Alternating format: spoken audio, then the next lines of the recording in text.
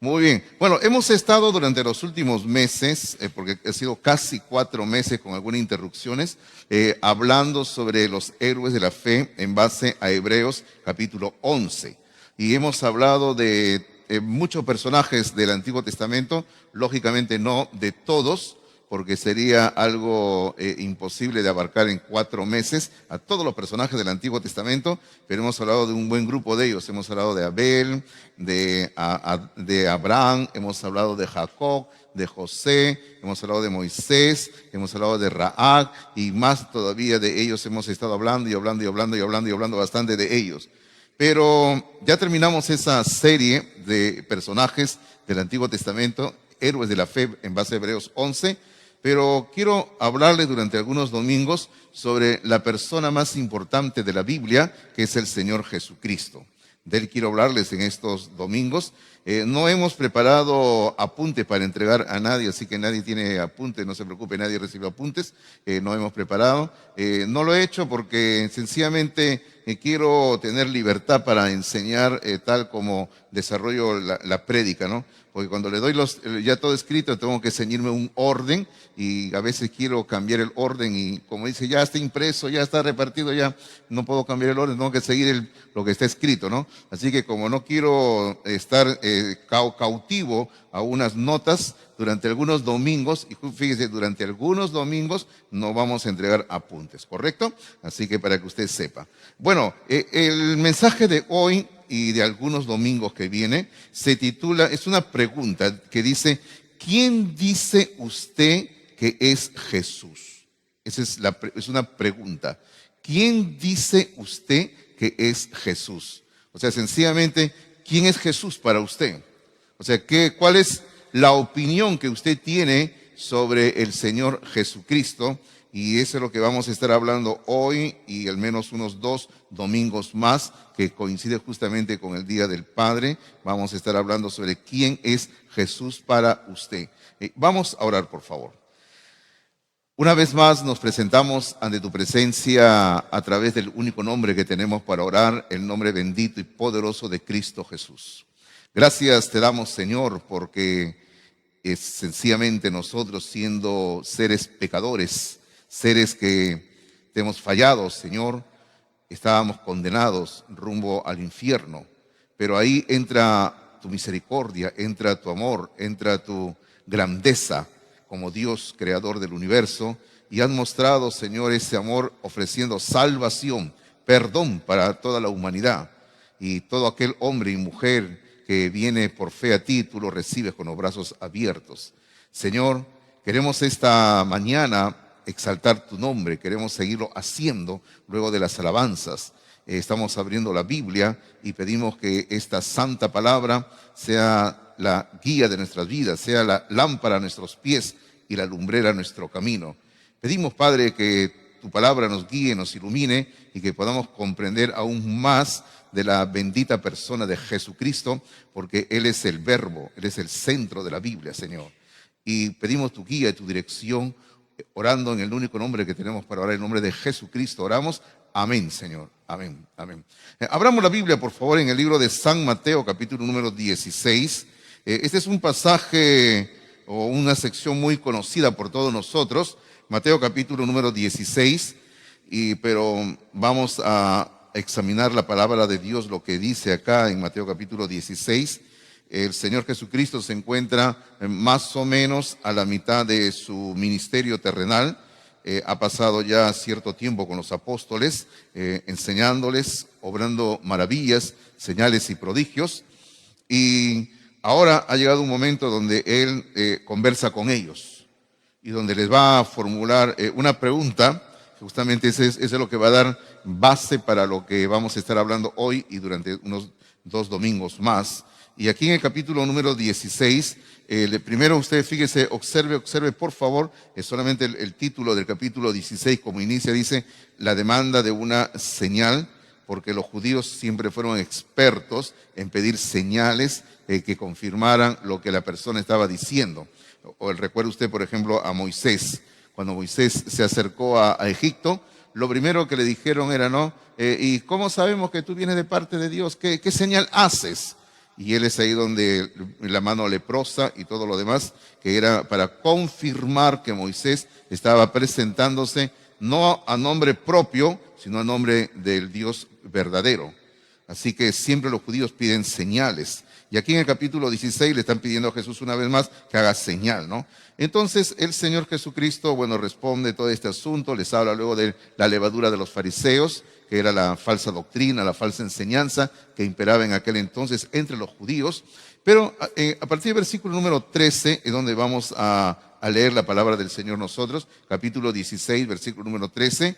Aquí encontramos que dice así, en el versículo 13 dice: viniendo Jesús a la región de Cesarea de Filipo, o sea, al norte de Palestina, preguntó a sus discípulos diciendo, y esa es la pregunta, como digo, que da base a lo que vamos a estar hablando hoy, dice: ¿quién dicen los hombres que es el Hijo del Hombre? Él le lanza una pregunta, vamos a hablar de eso luego. El versículo 14 dice: ellos dijeron, unos Juan el Bautista, otros Elías y otros Jeremías o alguno de los profetas. Y él les dijo: ¿y vosotros? ¿Y vosotros quién decís que soy yo? Respondiendo Simón Pedro dijo: tú eres el Cristo, el Hijo del Dios viviente.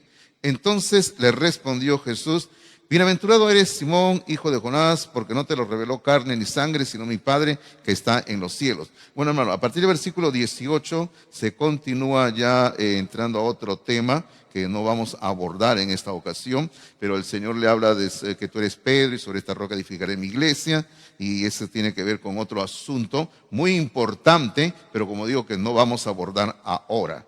Así que vamos a concentrarnos solamente en los versículos 13 al 17 en esta ocasión. Y bueno, pero hoy vamos a ver el versículo número 13. Lo que aquí encontramos, hermanos, en lo que hemos leído del versículo 13 al 17, encontramos tres afirmaciones. El versículo número 13 es una primera afirmación sobre la persona de Jesús, que Jesús hace de sí mismo. O sea, ese es lo que nos tiene que llamar a reflexionar, y ese va a ser el punto sobre el cual vamos a estar predicando esta mañana. Así que lo dejamos un momentito ahí. Pero el versículo número 14 encontramos una segunda afirmación sobre la persona, sobre la identidad de Jesús. Y en el versículo número 14 son los discípulos los que responden a la pregunta que Jesús les hizo en el versículo 13. Ellos responden a la pregunta en el versículo número 14, dando varias alternativas de quién decían las personas que era Jesús.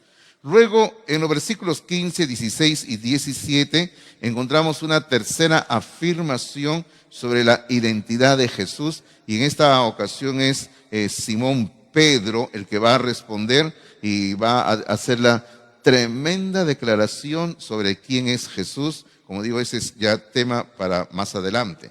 Así que aquí encontramos nosotros tres afirmaciones sobre la identidad de Jesús. Versículo 13, primera afirmación: Jesús afirma algo sobre sí mismo.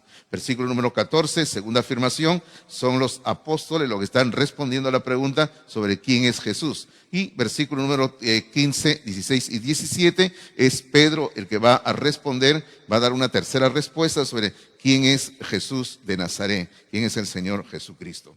Como digo, hoy vamos a ver lo que dice el versículo número 13 nada más, cuando Jesús es el que va a hacer esta primera afirmación sobre quién es Él. El versículo 13, Jesús lanza la pregunta donde dice: ¿quién dicen los hombres que es el Hijo del Hombre? ¿Quién es el Hijo del Hombre? ¿Qué es lo que está afirmando Jesús por entendimiento lógico en este versículo número 13? Que Él es el Hijo del Hombre. O sea, Él se está llamando a sí mismo Hijo del Hombre. Así que aquí lo que encontramos, versículo número 13, el Señor Jesucristo plantea una pregunta, pero al mismo tiempo está afirmando quién es Él, su identidad. Y la identidad de Jesús, Él dice que Él es el Hijo del Hombre. Por eso Él pregunta, ¿no? ¿Quién dice la gente que es el Hijo del Hombre? O sea, ¿quién dice la gente que soy yo? Yo soy el Hijo del Hombre, dice. Así que eso es lo que queremos seguir teniendo como base en esta enseñanza, en la prédica de esta mañana. ¿Quién es el Hijo del Hombre? El Señor Jesucristo. Hermano, en las Escrituras, en la Biblia, se le aplican al Señor Jesucristo, solamente pensando en el Señor Jesucristo, la segunda persona de la Trinidad, se le aplican una larga lista de nombres y títulos que sencillamente nos permiten captar la grandeza de su persona de Cristo Jesús. Y porque usted sabe que un nombre o un título nos hace ver quién es esa persona, lo que esa persona es, lo que esa persona tiene y esa persona cómo piensa. Y ese es algo muy bueno, ¿verdad? Es como dentro de nuestra cultura peruana, latina. Usted sabe que nosotros los peruanos, los latinos, somos expertos en andar colocando lo que llamamos sobrenombres o apodos o chapas, ¿verdad? Y usted sabe que siempre un sobrenombre, un apodo o una chapa es por algo, ¿sí o no? Porque esa persona se caracteriza por algo, ¿verdad? Yo no sé cuál será mi sobrenombre que tengo acá en la iglesia, pero si quieren me lo cuentan, también no hay problema. Yo no tengo correa bien ancha, no hay problema, ¿ya? Así que, pero siempre un sobrenombre dice algo de la persona, ¿verdad, hermanos? Siempre. Entonces, el Señor Jesucristo en la Biblia tiene 77 nombres o títulos que se le aplican a Él y que nos indican quién es Él, lo que Él es. Yo los tengo acá escritos, los 77 nombres aquí en mis apuntes, los tengo todos los tengo. Solamente permítame leer algunos nada más, no voy a leer los 77, ¿ya? Por ejemplo, dice, ¿no? Príncipe del ejército de Jehová. ¿Recuerdan ustedes hace algunas semanas, cuando estábamos hablando de Josué, Jericó? El título Príncipe del ejército de Jehová se le aplica a Jesucristo. Luego viene este título que es admirable, Jehová de los ejércitos, el Señor, o también en hebreo es Adonai, sabiduría de Dios, Emanuel, que quiere decir Dios con nosotros, Padre eterno, Dios fuerte. Luego viene admirable consejero, algunos lo separan, algunos dicen admirable consejero, no, es admirable consejero, es uno solo, es un consejero admirable, Cristo Jesús. Luego viene el Señor, Jehová, creador, también se le llama en la Biblia a Jesucristo el brazo de Jehová, el que abre brecha, o sea, el que abre camino, donde es imposible, él abre camino, el ángel de Jehová, como el mensajero de Dios, el esposo, también se le llama en la Biblia, el Hijo de Dios, el Santo, el Hijo del Altísimo, el Verbo, el unigénito, yo soy, y sabemos que en el Evangelio de San Juan se repite esto varias veces, el yo soy, el pastor, la vida, la verdad, el camino, Dios, autor de la vida, el poder de Dios. Y hermano, en la lista sigue y sigue y sigue y sigue y sigue y sigue. Solamente he leído 27 nombres nada más. Y son 77 nombres que tenemos acá en la Biblia que se le dan al Señor Jesucristo. Y todos estos nombres nos dicen algo sobre su persona, algo sobre su carácter. Y uno puede aprender mucho de Jesucristo solamente estudiando cada uno de estos nombres. Yo sé que ustedes quieren la lista y no se preocupen, ya la tenemos la lista y la lista está lista, ¿no? La lista está preparada y vamos a ponerla más tarde en el Face de la iglesia y también en el grupo de la iglesia para que todos puedan descargarla y ahí va a salir el nombre, el título de Cristo con el versículo al costado y usted va a poder ver la lista. Hoy día lo hacemos, ya está preparado todo, así que no se preocupe usted, ya está listo todo el asunto, está lista la lista, ¿no? ¿Ya? Bueno, pero volviendo a lo que estamos hablando, en Mateo capítulo 16, versículo 13, insistiendo, lo que estamos diciendo es que el Señor Jesucristo se está diciendo que Él es el Hijo del Hombre. Él se está llamando a sí mismo Hijo del Hombre y es el título que más veces Cristo va a usar para sí mismo. Porque luego Él no va a usar otros títulos. Va a hablar, sí, de sí mismo en algunas ocasiones, como el unigénito, como el primogénito, como el yo soy, como el Cristo. Pero el que Él va a repetir más a lo largo de su ministerio es el título, el Hijo del Hombre. En los Evangelios aparece unas 80 veces registrado que Cristo se dijo a sí mismo Hijo del Hombre. Bueno, no creo que hayan sido las únicas veces, porque la Biblia dice que solamente se ha escrito lo que nosotros necesitamos, nada más. Porque yo pienso que el Señor habló de sí mismo muchas veces más, pero Él se presentó diciendo que Él era el Hijo del hombre. Ahora, deseo explicar este título del Hijo del Hombre desde 4 puntos de vista, desde 4 aspectos en esta mañana, para que usted pueda ver la riqueza que tiene en la Biblia cuando Cristo se llamó a sí mismo Hijo del Hombre. ¿Qué es lo que quiere decir Hijo del Hombre, no? Ahora, yo sé que si le pregunto a usted qué es el Hijo del Hombre, quizás algunos de ustedes me van a decir, bueno, eso demuestra la humildad del Señor Jesucristo. Sí, es cierto, Cristo siempre fue una persona humilde. Él mismo dijo de sí mismo que Él es manso y humilde de corazón. Es cierto, ¿no? Pero, hermanos, Hijo del Hombre es un título que demuestra aún más todavía que la humildad del Señor Jesucristo. Habla de la humanidad y de la divinidad de Cristo. Fíjese, es el único título que en sí encierra esos dos aspectos, humanidad y divinidad. De eso es lo que vamos a estar hablando, la humanidad y la divinidad del Señor Jesucristo. Bueno, el primer aspecto que quiero enfatizar esta mañana sobre este título Hijo del Hombre, el primero es que tiene un sentido cristológico. Cristológico. Ahora, yo sé que es una palabra un poquito grande, rara, pero tiene que ver con el estudio en la teología que se hace sobre la persona de Cristo. Tiene que ver con un aspecto cristológico. Básicamente, cuando Cristo se presentó diciendo que Él era el Hijo del Hombre, lo que Él estaba hablando, lo que Él estaba diciéndole a los judíos que le estaban oyendo, porque ese era su primer auditorio, los judíos, hermanos, los oyentes, Él les estaba diciendo que Él era una persona que tenía preexistencia. Él hablaba de una preexistencia, lógicamente una preexistencia eterna, porque, hermanos, los ángeles, en el sentido de que los ángeles, digamos, fueron creados poco antes del hombre, puede decirse una pequeña preexistencia, ¿no? Pero los ángeles no tienen preexistencia eterna. El único que tiene preexistencia eterna es Dios, nada más. Así que Cristo se presenta diciendo que Él es el Hijo del Hombre y está diciendo, yo tengo preexistencia eterna, hermano, lo cual implica de que Él es un ser divino, lo cual implica que Él es Dios, porque solamente Dios puede tener preexistencia eterna. Observe por favor lo que Cristo le dice a Nicodemo en San Juan capítulo número 3, en el diálogo que tiene con Nicodemo. Mire lo que le dice. Sería muy bueno leer toda la historia ahí con Nicodemo, el diálogo que tiene, pero como siempre el tiempo nos gana y ustedes pueden hacerlo luego. Pero aquí en Juan capítulo número 3, cuando Cristo está hablando con Nicodemo, que era un hombre muy inteligente, muy conocedor de las escrituras del Antiguo Testamento, así que Jesucristo, digamos, no podía engañar a un hombre tan inteligente porque era un maestro de la ley. Y aquí en el capítulo 3, en el versículo número 13, capítulo 3, versículo número 13, dice, nadie subió al cielo. ¿Quién está hablando? Jesucristo. Le dice, nadie subió al cielo, sino el que descendió del cielo, dice.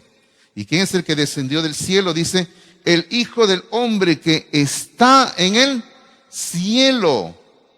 Observe lo que dice aquí, ¿eh?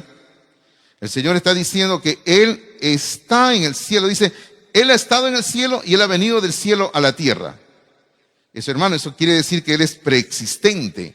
Pero observe por favor las últimas palabras del versículo 13. Miren lo que dice el versículo 13. El verbo está en tiempo presente. Dice, el Hijo del Hombre que está en el cielo. Él estaba aquí en la tierra encarnado y Él, según nuestra lógica humana, Él debería haber dicho, el Hijo del Hombre que se encuentra aquí en el cielo, o que estaba en el cielo, el que estaba en el cielo. Pero Él no estaba en el cielo, o sea, en sentido pasado, sino en tiempo presente. Él dice, el Hijo del Hombre que está en el cielo. O sea, ¿cómo puede ser posible si Él está aquí en ese momento encarnado, conversando con Nicodemo y le diga, no, yo soy el que está en el cielo? Bueno, el único que puede estar en el cielo al mismo tiempo y en la tierra, ¿quién es? Dios. El único. ¿Cómo se llama ese atributo, hermano, que tiene Dios cuando puede estar presente en más de un lugar? La omnipresencia de Dios. El único que puede estar presente en 2, 3 y no sé cuántos lugares al mismo tiempo es Dios. Nada más. Por eso él dice en este versículo número 3 que acabamos de leer, dice, no, el Hijo del Hombre que está en el cielo. Yo he estado en el cielo, he venido a la tierra y yo soy el que está ahora en el cielo. Estoy aquí contigo, Nicodemo, pero estoy en el cielo al mismo tiempo. Hermanos míos, esto quiere decir que la morada de Dios es en el tercer cielo. Y no vamos a meternos a explicar que hay 3 cielos, ¿verdad? Pero Dios vive en el tercer cielo. Él está en el tercer cielo morando ahora. O sea, el primer aspecto que implica que Él se llama a sí mismo Hijo del Hombre es esto. Es algo cristológico que nos demuestra que Él es Dios, la segunda persona de la Trinidad, que aún estando aquí en la tierra, Él seguía siendo Dios y Él estaba presente aquí en la tierra y en el cielo. Y yo quiero aclarar eso, porque a veces algunos piensan que porque Jesús dejó el cielo y vino a la tierra, dice, Él dejó de ser Dios. No, Él no dejó de ser Dios. Él dejó el cielo, vino a la tierra, pero Él aquí en la tierra seguía siendo Dios.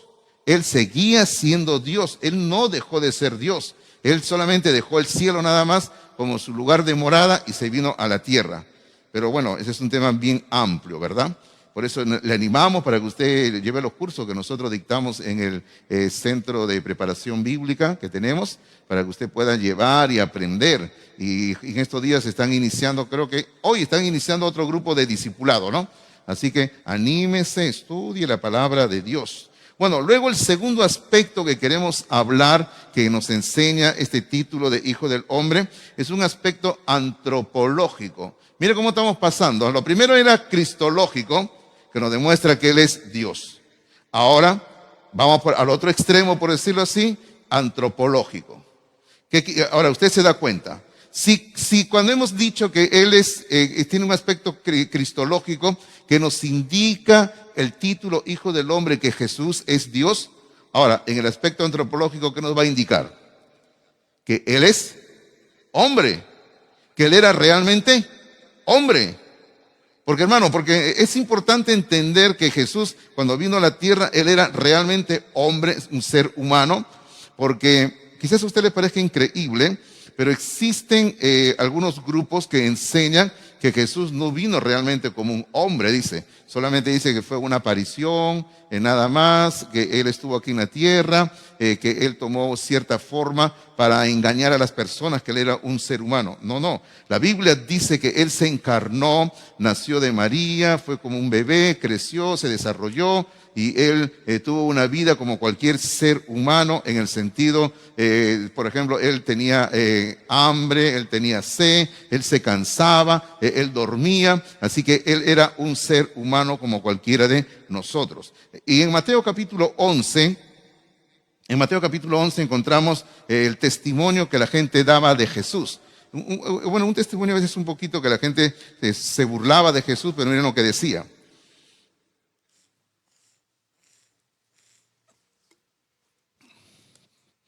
Mateo capítulo 11 dice así, versículo 19, dice, vino el Hijo del Hombre, fíjese, sigue hablando del Hijo del Hombre de sí mismo, porque Él se llama a sí mismo Hijo del Hombre, que come y bebe, y dicen, he aquí un hombre comilón y bebedor de vino, amigo de publicanos y de pecadores, pero la sabiduría es justificada por sus hijos.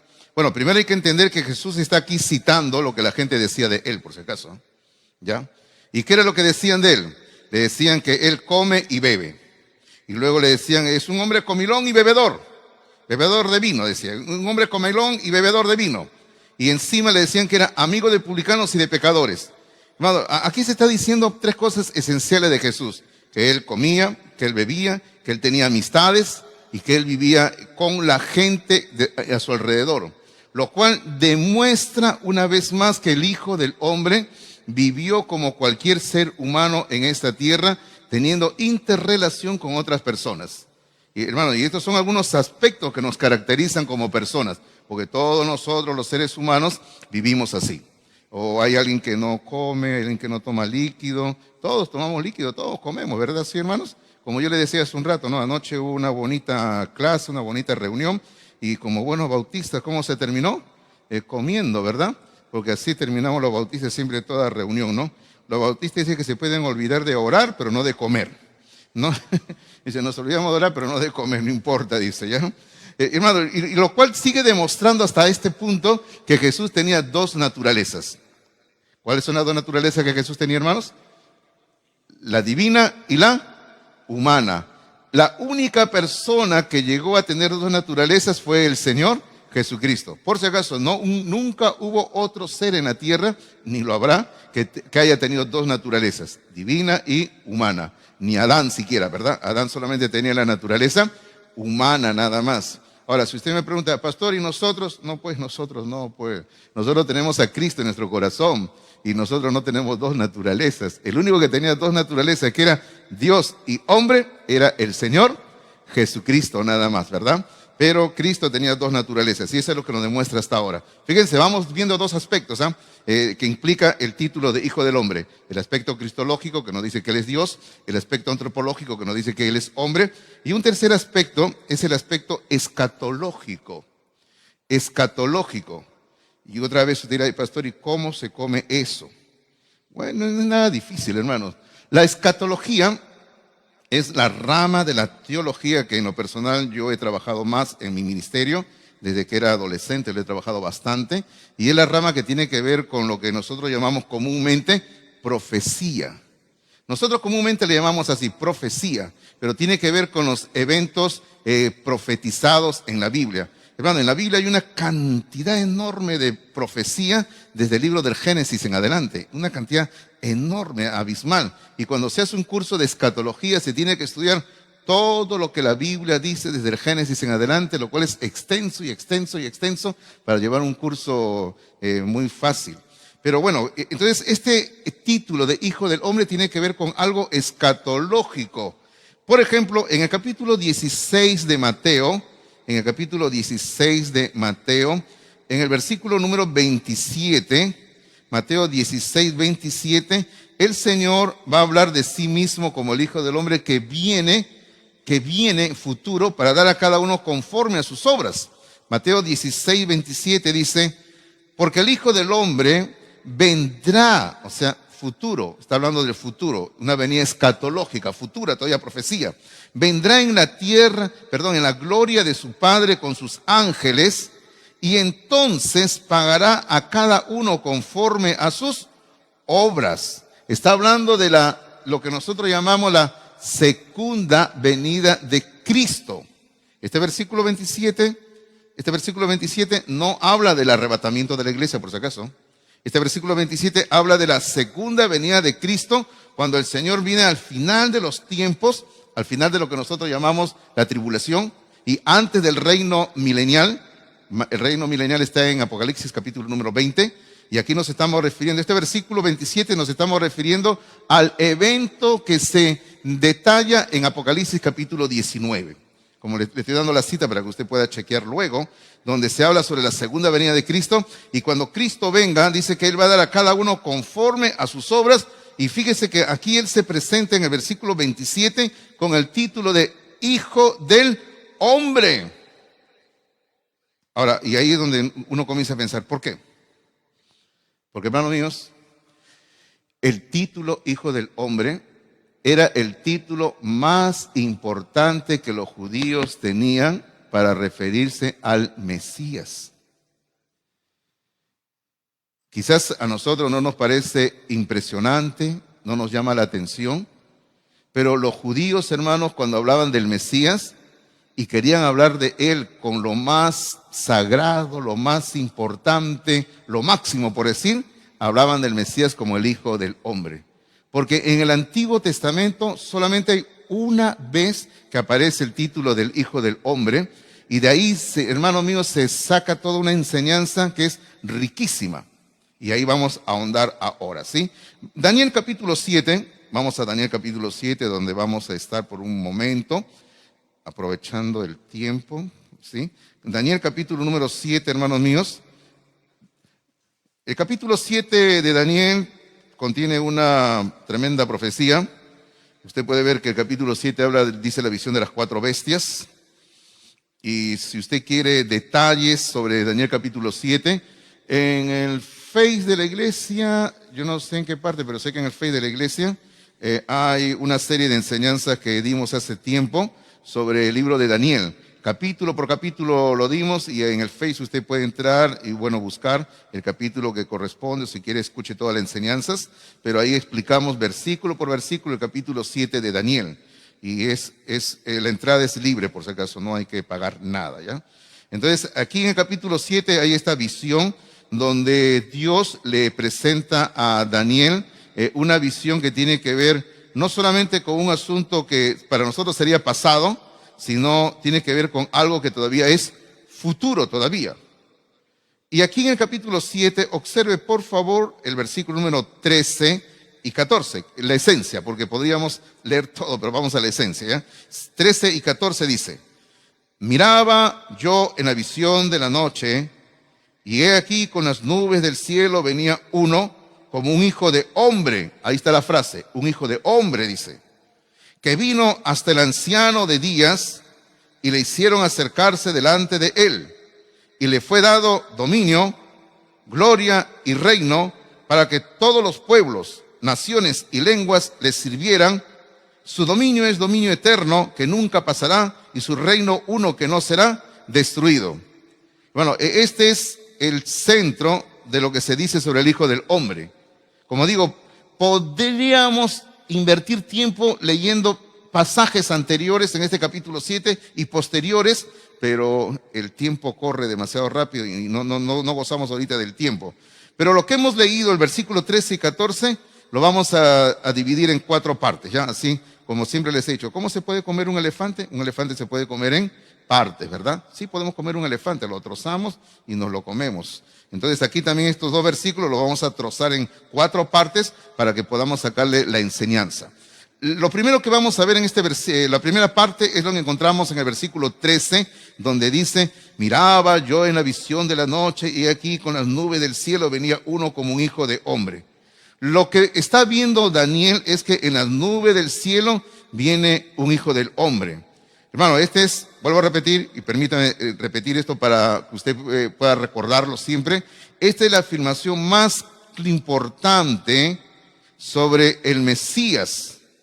Pero esta afirmación, hermano, es más importante porque los judíos sabían que el Hijo del Hombre no era cualquier persona, sino era Dios. Era Dios.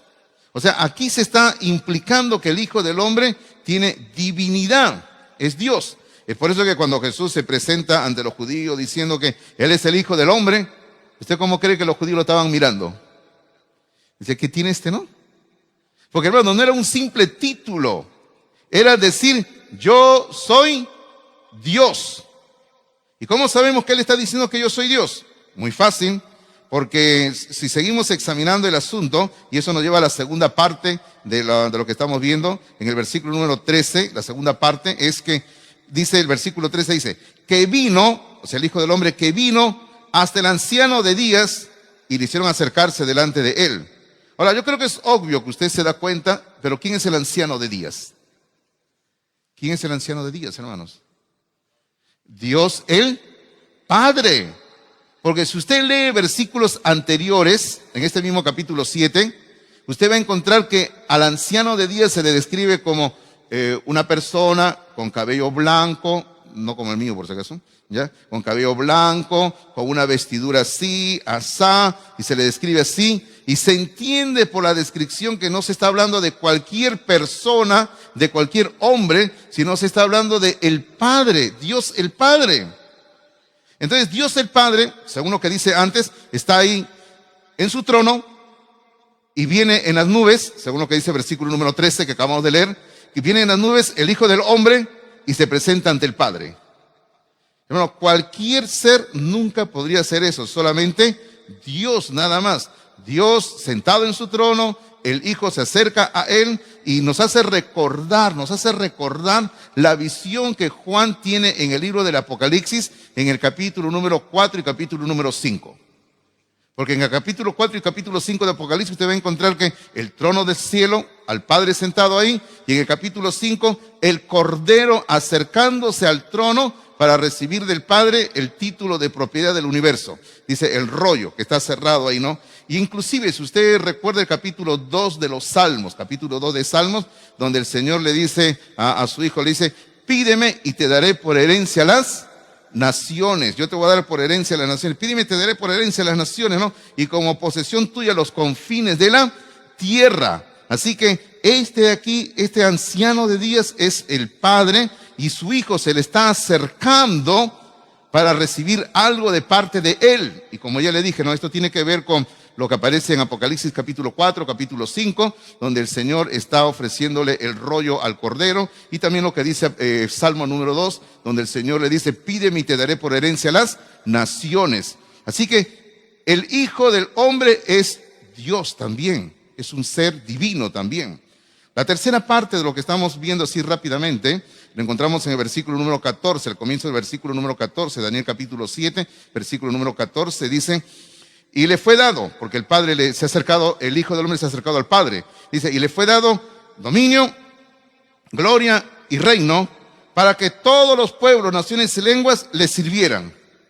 El Padre le otorgará al Hijo tres cosas esenciales, el Padre al Hijo, Dios Padre a Dios Hijo.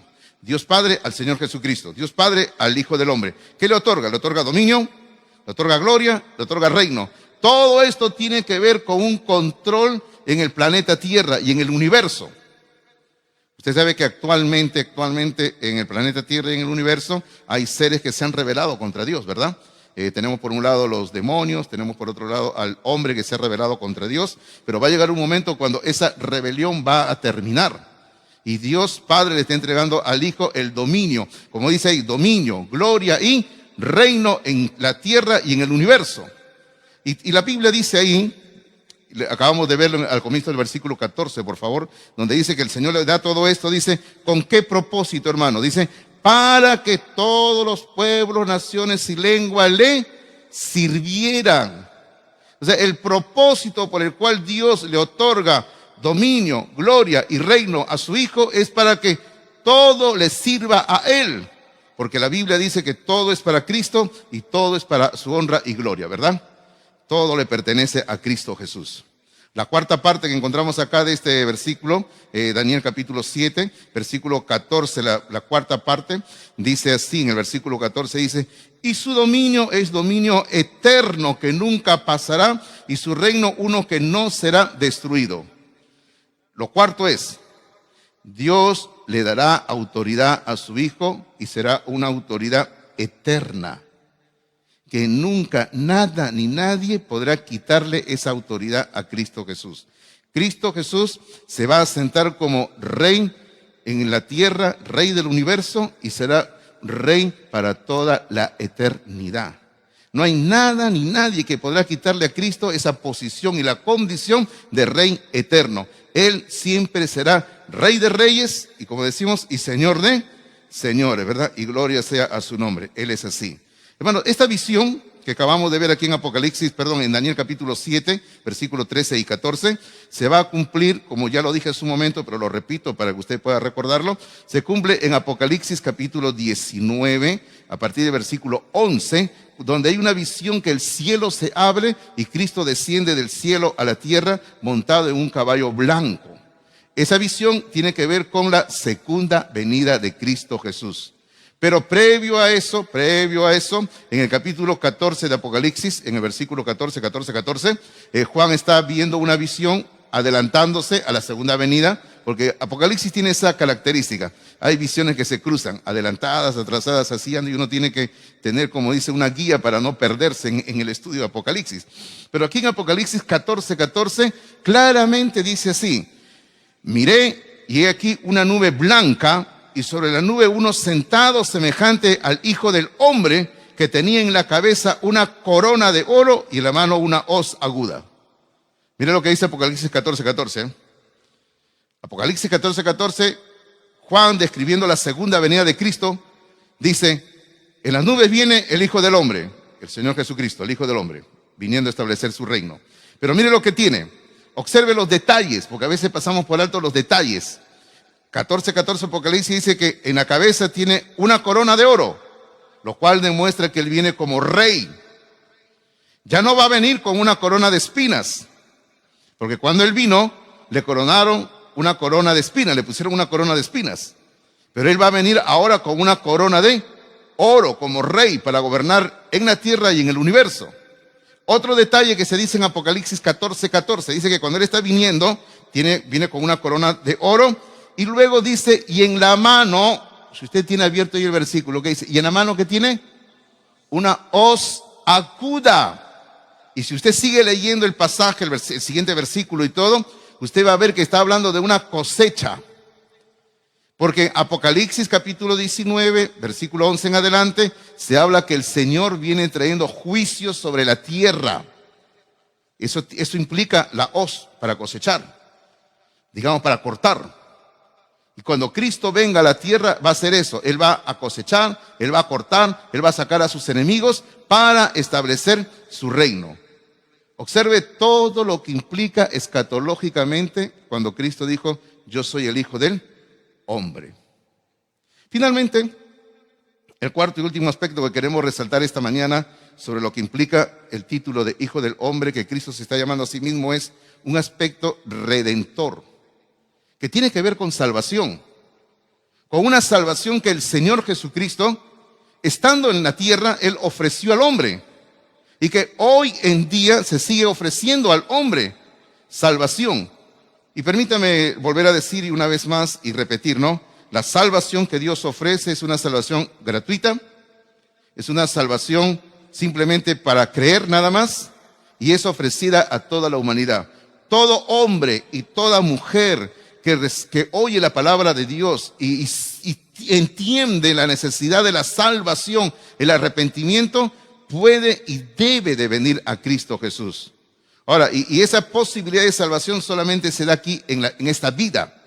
No hay ninguna posibilidad después de la muerte. Después de morir no existe posibilidad de salvación.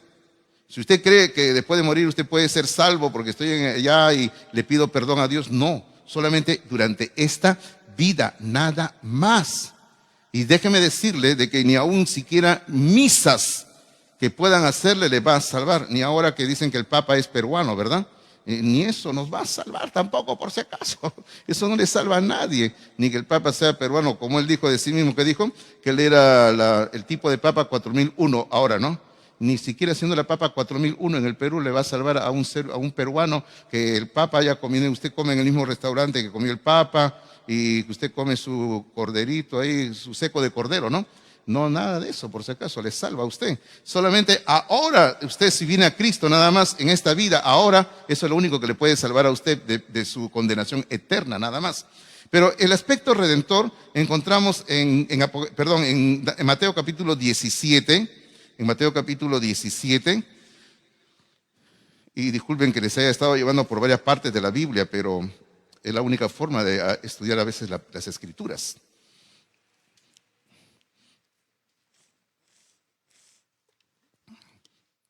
Mateo capítulo 17, encontramos en el versículo número 22 y 23. Mateo 17, 22 y 23. Observe cómo Cristo habla de su obra en la cruz, porque ya se estaba acercando, faltaba, como digo, un año, un poco más de un año, para que Él muriera en la cruz. Y aquí en 17, 22 dice, estando ellos en Galilea, Jesús les dijo, el Hijo del Hombre será entregado en manos de hombres, o sea, en manos de pecadores se refiere a los romanos. Y le matarán, y más al tercer día resucitará. Y ellos se entristecieron en gran manera. Hermano, lo que Cristo les está diciendo aquí es, estoy camino a Jerusalén. Voy a Jerusalén, les está diciendo, donde me van a matar los hombres, los gentiles, los romanos, me van a matar. Y así ocurrió. Pero al tercer día voy a resucitar. ¿Sabe algo?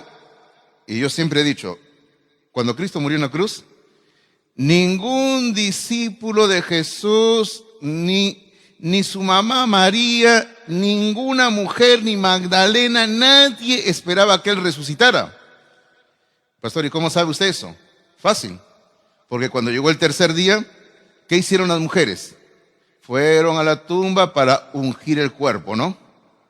O sea, hoy es el tercer día. Sí dijo que iba a resucitar, no importa, pero igual vamos a echarle aceite para que siga enterrado. ¿Ya? Y usted sabe que cuando ellas llegaron, Él ya había resucitado. O sea, las mujeres no esperaban que Él resucitara. Los discípulos tampoco esperaban que Él resucitara. Después que ocurrió el hecho, recién ellos se dieron cuenta, en verdad ha resucitado. Dijeron, en verdad, sí. Ahí recién dijeron, sí ha resucitado el Señor. Pero Cristo les está diciendo aquí, estoy yendo a Jerusalén para morir y voy a resucitar. Hermano, eso tiene que ver con la redención a nuestro favor para que el Señor nos perdone nuestros pecados. En el capítulo número 19, y le prometo que esta es la última cita, ¿ya? Ya les prometo la última cita, pero también para que calienten la mano, hermanos míos. En San Lucas capítulo 19, ya están ahí con la mano entumecida, algunos se les están congelando. Y si no mueven la mano, se les va a congelar y les van a cortar los dedos, ¿ah? Eso hace también para que usted agarre y eche la ofrenda también, pues hermanos, ¿ya? Así es, eche la ofrenda que corresponde al Señor, ¿verdad, hermanos? Amén, dele al Señor lo que es. Capítulo 19 de Lucas, capítulo 19, y aquí encontramos en el capítulo 19 la hermosa historia de Jesús y Zaqueo. Todos conocen la historia de Jesús y Zaqueo. ¿Quién no conoce la historia de Jesús y Zaqueo, no? Y todavía con su cancioncita que tiene Zaqueo, ¿no? Un hombre chiquito, era así, ¿no? Se subió al árbol para ver a Jesús que pasaba por ahí. Y todos conocemos la historia. Pero mire cómo termina la historia Jesús diciéndole a Zaqueo y a todos los que estaban ahí. Capítulo 19, versículo número 10 dice: porque el Hijo del Hombre vino a buscar y a salvar lo que se había perdido.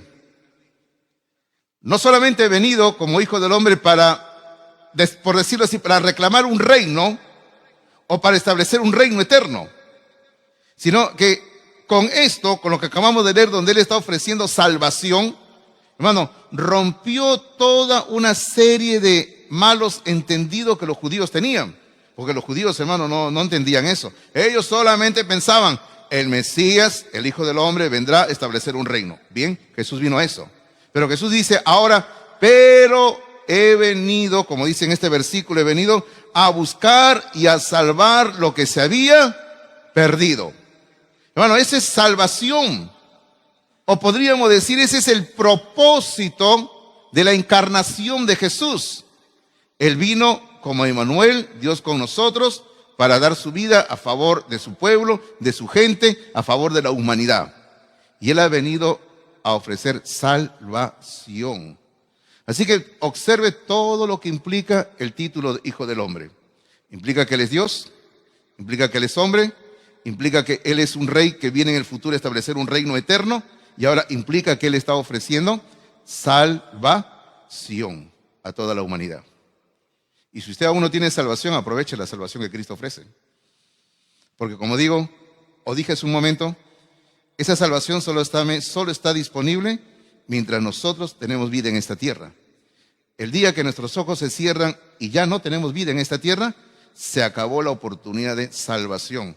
No existen misas, no existen rezos, no existen oraciones, no existe que ni el pastor Hidalgo ore por el muerto, no existe nada de eso por si acaso. Solamente en esta vida hay oportunidad de salvación. Y si usted aún no tiene a Cristo Jesús, abra su corazón y venga a Él en arrepentimiento. Oramos. Y le pido que incline su rostro por un momento, que cierre sus ojos por un momento, así nada más, reflexionando en lo que hemos estado hablando, reflexionando en lo que hemos predicado sobre Jesucristo, sobre quién es Jesucristo para usted. Vamos a reflexionar y decir, no, Cristo para mí es Dios en la carne. Cristo para mí es mi Salvador. Dios quiera que sea su Salvador, ¿verdad?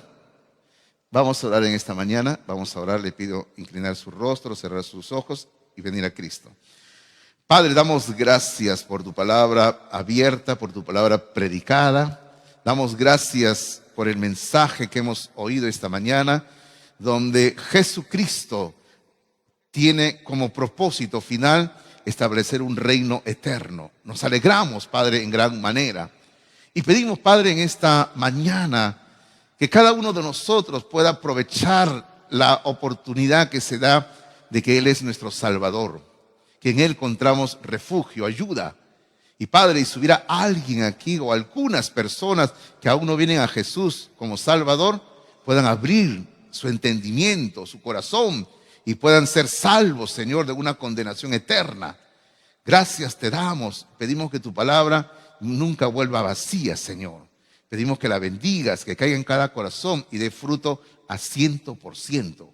Bendice esta mañana lo que resta de esta reunión, Padre, porque lo queremos hacer para tu honra y gloria. Oramos en el nombre de Cristo Jesús. Amén, Señor. Amén, amén. Muchas gracias. Dios les bendiga a ustedes.